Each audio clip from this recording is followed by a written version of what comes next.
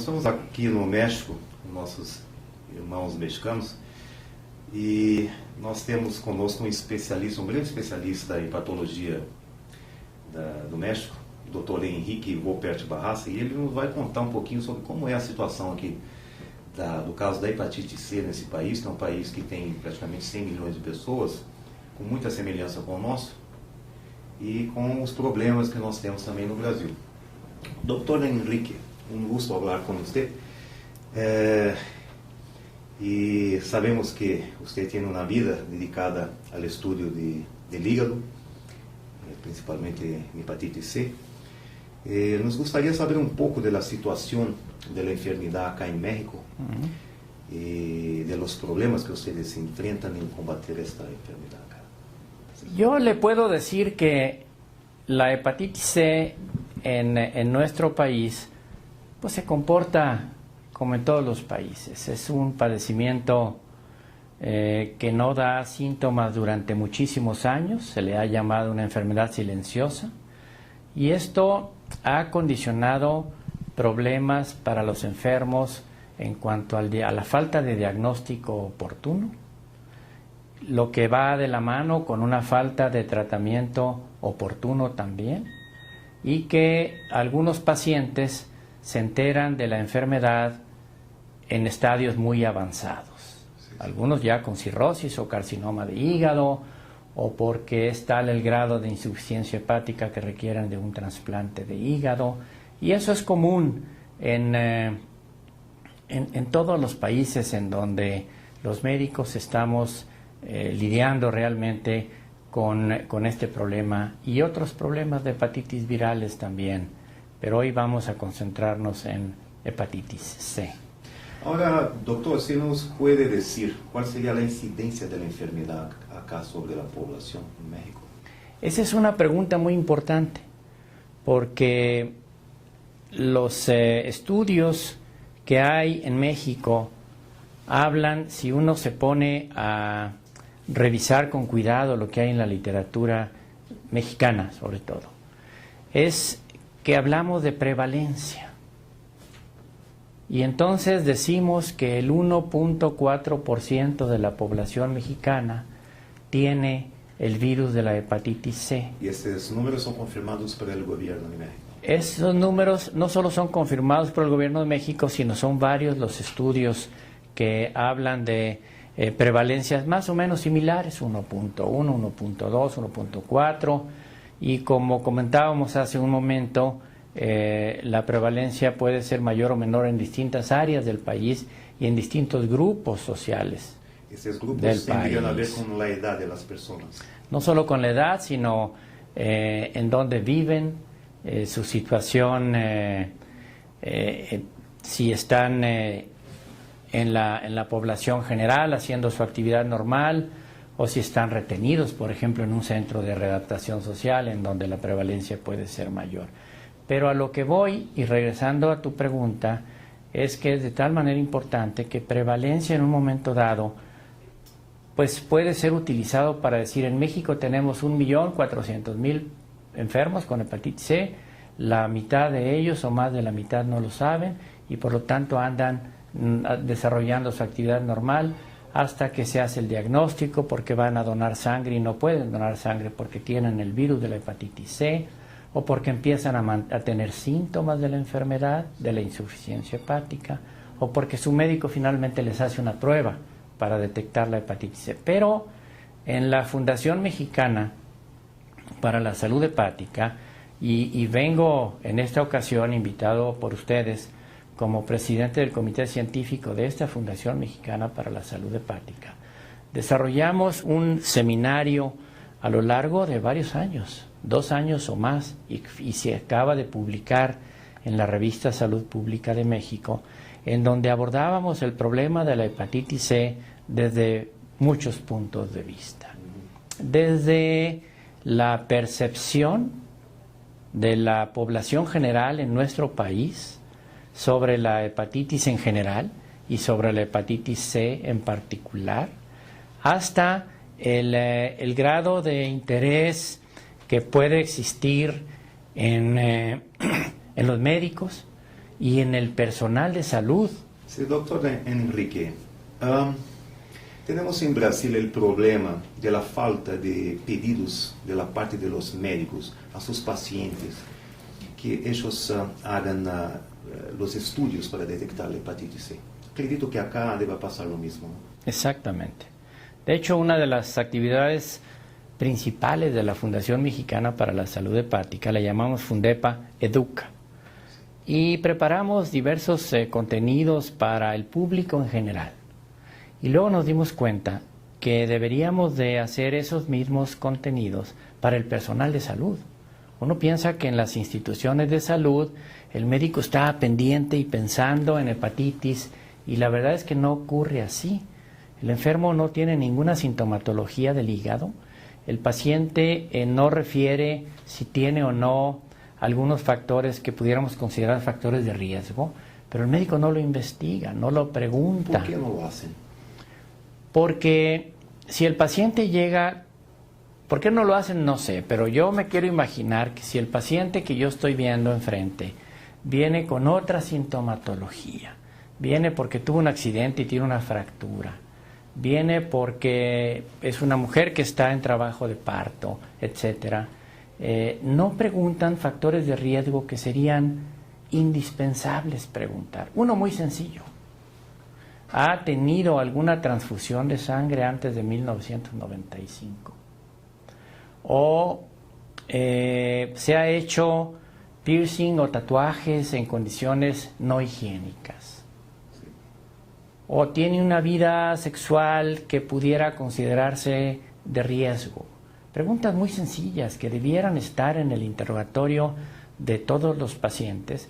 Por eso es que nos hemos dedicado también a que la información llegue no solo a la población en general, sino a las instituciones de salud, al personal de la salud.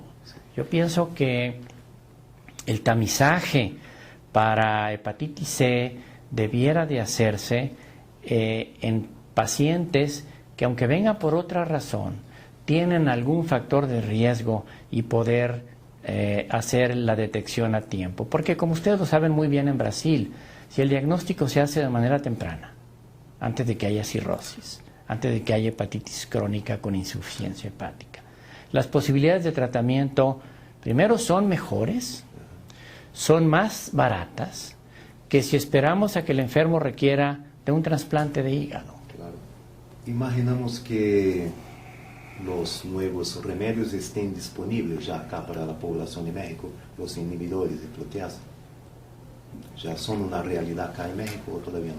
Sí, el conocimiento de inhibidores de proteasa que ya están en el mercado, sabemos en Estados Unidos desde mayo del año pasado, en Brasil también. En México ha ocurrido algo que le puedo comentar. Ha sido ya aprobado por la Comisión Coordinadora de parte del sector público, la COFEPRIS, para que se ponga a la venta cuando menos Boceprevir, y creo que está muy pronta ya la autorización para Telaprevir también. Y luego escuchamos que va a estar en las farmacias especializadas desde el pasado miércoles. Sí. Y la verdad es que hasta ahorita los pacientes que en México tenemos con el triple esquema, es decir, el esquema tradicional de interferón y ribavirina, interferón pegilado desde luego y ribavirina, y Boceprevir, han tenido que adquirir el medicamento en otros países. Nosotros sabemos que está a la vuelta de la esquina. Bueno, tan es así que el pasado miércoles pensamos que ya iba a estar a la venta, de manera que eso es cosa de días, espero, que no sea de semanas ni de meses. Pero una vez que esté a la venta, viene el otro problema que usted ya mencionaba, que es el costo de los medicamentos. Y la posibilidad de que para mucha gente el medicamento, aunque ahí esté, dado el costo, no sea accesible. ¿Verdad? ¿Pero el gobierno suple la distribución de medicamentos a la población o no? El sistema de salud en México se maneja de distinta manera para trabajadores que pertenecen al Instituto Mexicano del Seguro Social, por ejemplo, para trabajadores del Estado que tienen otro sistema de seguridad social y para la población general. Para la población general, que puede representar la mitad de la población, en este momento no tienen acceso gratuito a la hepatitis C. ¿Cómo hacen para tratarse, doctor? Lo que hizo la Fundación Mexicana para la Salud Hepática es convencer a las autoridades de salud, y lo logramos, de que consideraran a la hepatitis C, primero, como un problema de salud público. Segundo, que se considerara a la enfermedad dentro del catálogo que se maneja de enfermedades que pueden producir un gasto catastrófico. Y ya está aceptada la hepatitis C como una enfermedad que puede producir un gasto catastrófico. Lo que falta ahora es que se inviertan los recursos etiquetados, así como hay para otras enfermedades, que vayan etiquetados para hepatitis C. Mientras eso no se logre, ¿cómo hacen los enfermos para tratar la hepatitis C? Son gastos de bolsillo. Pero esa población debe ser la más carente, la más pobre, se imagina. Hay de todo, desde la población que tiene un seguro de gastos médicos, que le cubren el diagnóstico, las consultas, los medicamentos y todo lo que requiera para la hepatitis C, que son los enfermos que nosotros vemos en la consulta privada, hasta la población efectivamente más desprotegida, porque no tiene un empleo formal, porque no tiene seguridad social, ni en el Instituto Mexicano del Seguro Social, ni en el Instituto de Seguridad y Servicios Sociales de los Trabajadores del Estado, y que requiere de tratamiento. ¿Y esta gente cómo hace? Cuando se diagnostica, tiene la enfermedad, pero no tiene el medicamento de la parte del gobierno, ¿cómo hace? Esa es una muy buena pregunta. Nosotros pensamos que estamos cerca ya de que lo que en México se denomina Seguro Popular destine los recursos, una vez que fue el Seguro Popular quien aceptó incluir a la hepatitis C dentro del catálogo de padecimientos que condiciona gastos catastróficos, y estamos empeñados en insistir que se destinen los recursos etiquetados para hepatitis C, para que esta población pueda tener los medicamentos, no solo los actuales, los que vienen a la vuelta de la esquina, los inhibidores de polimerasa que se podrán administrar en lugar de interferón, a lo mejor junto con ribavirina, pero en lugar de interferón, y que puedan tener el acceso pues a todos los medicamentos que los pueda curar, porque en hepatitis C los médicos hablamos de curación, no solo eliminación del virus o negativización de del RNA viral, sino de una curación de la hepatitis C. Eso es lo que deseamos. Pero entonces lo que nos cuenta usted es una cosa que de naturaleza grave, ¿no? Porque hay entonces un montón de gente acá en México que sabe que tiene la enfermedad, no solo como si no bastase los que no saben que tienen. O no lo saben, sí. Pero hasta los que saben que están diagnosticados, pero no tienen medios de comprar su medicamento, el gobierno no suple y ellos se quedan ahí con la enfermedad y sin tratamiento. ¿Cuántas personas en esta categoría existirían acá en México? La cifra no la sé, pero sí puedo comentarle que fue precisamente el punto alrededor del cual la Fundación Mexicana para la Salud Hepática trabajó en este seminario, en que se reconociera a la hepatitis C como un problema de salud pública, porque lo es. ¿Cuántas personas hay que saben que tienen la enfermedad y no reciben tratamiento? No lo sé, pero igualmente preocupante es el número de personas que no saben que tienen la enfermedad y que andan haciendo su vida normal y que pueden ser, ahí ocurren dos cosas. En primer lugar, pueden transmitir el virus a otras personas, pues utilizando instrumentos de corte, rastrillos, corta uñas, etcétera, y por otro lado, esas personas están dejando pasar el tiempo y pueden llegar a presentar ya las formas crónicas de la enfermedad con síntomas de insuficiencia hepática, en donde, insisto, el tratamiento va a ser más costoso y menos efectivo. Doctor, Una cosa que pasa mucho en nuestro país, en Brasil, es que vemos a cada día pacientes que van al médico con un caso de hepatitis C, en un estadio muy inicial, un grado de fibrosis de 1, 2, a veces 0, pero salen del médico con la indicación de un tratamiento. Nosotros de la Asociación Brasileira de Pacientes de Hepatitis somos contrarios a esto. Yo gostaria de saber su opinión sobre la indicación de tratamiento a las personas de estadio inicial de fibrosis. El virus C se debe de eliminar, no importa el estadio del paciente, es nuestro punto de vista. Excepto cuando ya están en estadios tan avanzados de insuficiencia hepática que el tratamiento estaría contraindicado. Pero un enfermo que tiene el virus C y podemos detectar desde cuándo. Pero ¿no le parecería, doctor, que por causa de tantos efectos colaterales del tratamiento actual, que todos saben no es todavía el tratamiento más adecuado, no está lejos de ser el perfecto, ¿no valería la pena esperar por nuevos medicamentos y no empezar un tratamiento ahorita mismo, ya que el virus demora tantísimo para hacer daños graves en el virus? Sí, la pregunta de los pacientes que hacen todos los días, y ahora en la relación médico-paciente ya se terminó, y qué bueno, la época en que el médico decidía y le decía, usted se va a tomar esto y se va a aplicar, y ahora el paciente participa, el paciente está más informado, el paciente conoce de la enfermedad, estamos hablando de hepatitis C, ha leído, ha entrado a internet, pregunta y dice, a ver doctor, usted dice que yo me infecté con la transfusión que me hicieron al nacimiento por incompatibilidad de RH y eso ocurrió hace 35 años. Y estoy sano, aparentemente sano, no tengo molestias, mis pruebas de funcionamiento hepático son normales, el fibrotest y los estudios no invasivos para medir grado de fibrosis dicen que no tengo fibrosis en el hígado y usted me quiere dar el tratamiento. ¿Por qué no nos esperamos otros 35 años para ver si no avanza la enfermedad? Si tuviéramos, y yo lo que les contesto es, bueno, esa es una opción.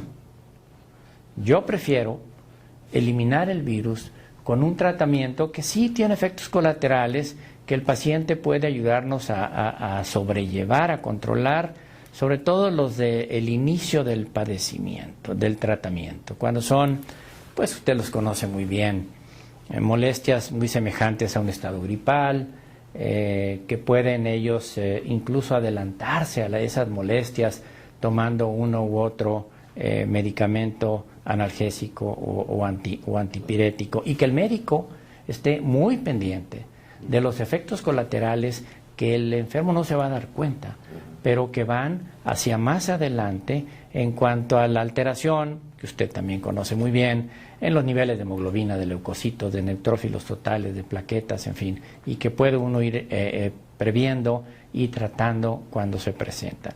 Mi opinión es tratar al enfermo, eliminar el virus, pero reconozco que hay un grupo de pacientes que sin haber recibido nunca tratamiento están esperando a los nuevos medicamentos inhibidores de polimerasa para no usar, por ejemplo, interferón.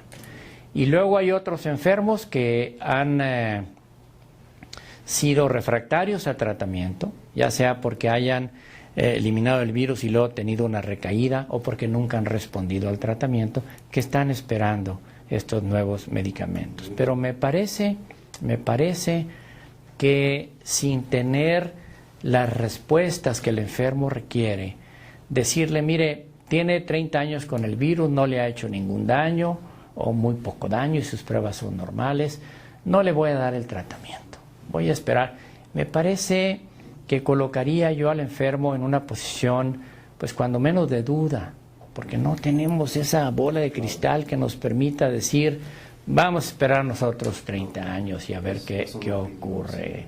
Ese sería mi punto de vista, pero respeto la opinión de algún colega que diga, no, pues como no hay la suficiente conocimiento de que esto a fuerzas va a progresar en él la cirrosis, yo no le voy a dar tratamiento. Si él lo piensa así y convence al enfermo, porque insisto, la responsabilidad del tratamiento ahora recae no solo en el médico, también en el paciente y a veces en la familia del paciente. Ahora un punto similar. Tenemos hoy, como dijo usted, en la vuelta, ahí muy cerca de nosotros, los inhibidores de proteasa, que ya son una realidad, aunque no estén ahí totalmente registrados, etc., están por ya. Y ya se sabe que ellos aumentan considerablemente las chances de los de genotipo 1. Y hay médicos todavía en diversas partes del mundo que prefieren empezar el tratamiento solo con los standard of care, los dos medicamentos, interferona y ribavirina, sin este nuevo medicamento. ¿No le parece que todos los médicos deberían esperar ahora y ya empezar el tratamiento de los de genotipo 1 con este nuevo medicamento? Completamente de acuerdo, completamente de acuerdo. Un enfermo que nunca ha recibido tratamiento, que tiene genotipo 1, ya sea 1A o 1B, y que es candidato a recibir el tratamiento, debiera de empezar con el triple esquema, porque las posibilidades de curación son mayores. Lejos de estar en el 45%, en el 50%, puede irse al 80% o más por ciento, y me parece una conducta inaceptable no ofrecerle desde el principio el tratamiento con 3 medicamentos que lo va a llevar a niveles de curación mucho más altos. De hecho, lo que queremos es que los nuevos antivirales, inhibidores de proteasa o de polimerasa o ambos, puedan funcionar en todos los genotipos, de manera que no solo tengamos el genotipo 1. Claro, en este momento, un paciente genotipo 2, si con el standard of care de solo interferón pegilado y ribavirina va a tener posibilidades del 80 o más por ciento de curarse, a lo mejor ahí sí está indicado decirle vamos a iniciar con esto y no vamos a esperarnos a que dentro de 4 o 5 años haya un antiviral directo que puede usarse en genotipo 2. Yo iniciaría ya, ¿no? Muy bueno, así también nos parece a nosotros. Ahora, por último, doctor, usted que fue tan amable de venir acá en charlar con nosotros de Brasil, nos gustaría saber de la situación de los trasplantes acá en México, cómo funcionan, si hígados están ahí disponibles a todos los que necesitan, y cuál sería la indicación mínima de MELD aceptada acá por la Sociedad Mexicana de Hepatología. Con sus preguntas parece que ha estado en todas las sesiones de la Fundación Mexicana para la Salud Hepática a lo largo de 13 años, porque es una pregunta muy, muy pertinente. Y yo debo de reconocer que aunque el trasplante de hígado en México se hace y tenemos personal muy calificado, muy capacitado para hacer trasplantes de hígado, el número de trasplantes que se realizan hoy por hoy está muy lejos del número de trasplantes que se requieren de acuerdo a la lista de espera. ¿Cuál puede ser? Más o menos, ¿cuánto tiempo uno tiene que esperar por ser llamado a hacer un trasplante acá en promedio? Pues lo que ocurre es que se trasplantan en México alrededor de 200 pacientes y la lista de espera puede estar en más de 1000. Entonces, el tiempo que puede tardar entre que está en la lista de espera y que recibe el trasplante, pues se puede llevar todo el año. Se puede agravar antes, se puede morir antes. Y el trasplante, como lo saben ustedes bien en Brasil, de familiares relacionados, está lejos de ser realmente la curación. Hoy por hoy el trasplante ortotópico de cadáver es el ideal. Y en México varios factores, desde la conducta de ser donador, que estamos trabajando y el gobierno de la República ha hecho esfuerzos grandes por hacer campañas en donde el concepto de donación se generalice. Estamos lejos de llegar a los estándares que tienen otros países, España por ejemplo, en donde esa conducta todavía no se ha generalizado en México, por un lado. Por el otro,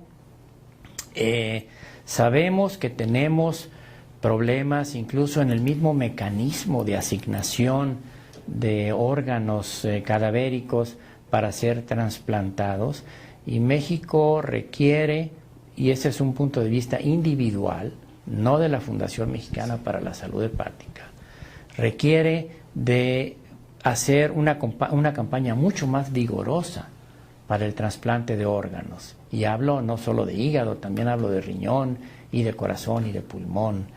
Y si queremos ser exitosos y utilizar estos procedimientos que ya no son de investigación, que hace mucho que pasaron a ser elementos de la curación del enfermo, se hagan en la cantidad que se requieren y que los enfermos ahí están esperando, la campaña debe de intensificarse y deben de removerse todos los obstáculos que seguramente ahí están y que podemos identificarlos de por qué no se hacen más trasplantes de hígado en México.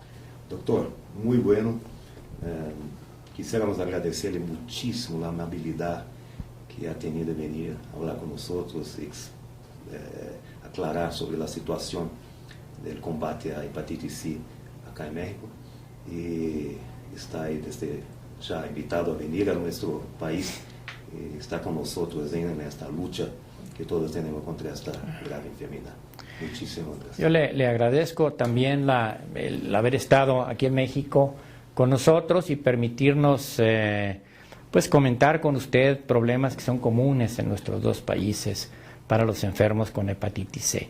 Dejé una respuesta pendiente a una de sus interrogantes y es la incidencia.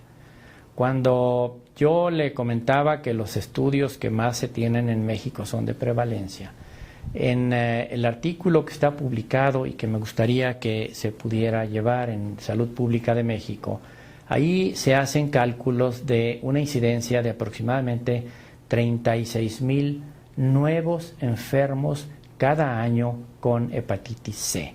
Me parece que ese es un dato que puede ser de interés para usted y que habla ya de incidencia y no solo de prevalencia. Que la prevalencia acá sería más o menos lo que tenemos en nuestro país. Y en el mundo, ¿verdad? De 1% en términos así cerrados. Sí, yo creo que las causas van a ser distintas, pero la prevalencia no va a disminuir. O sea, a lo mejor el número de casos por transfusión, desde luego, se va a disminuir rápidamente y esperemos que un día se acaben, pero las otras causas. Ahora, por último, que me ocurrió una última preguntita. En este grupo considerado de riesgo de la generación de los nacidos entre 45 y 65, la prevalencia sería también de unos 4%, como ocurre en los Estados Unidos y en Brasil. Pues nosotros pensamos que en el mundo globalizado en el que estamos, los problemas ya no van a ser de este país o de este continente, como por ejemplo la hepatitis C por quienes utilizan drogas de aplicación endovenosa, drogas ilícitas desde luego de aplicación endovenosa, y que ahorita están siendo en algunos países la primera causa de hepatitis C. Pensar que México, Brasil o otro país va a estar exento de ese riesgo, yo creo que sería una equivocación y más vale estar alertas a que en esta aldea global en la que vivimos los problemas van a ser comunes. Doctor, muchísimo gusto y muchas gracias.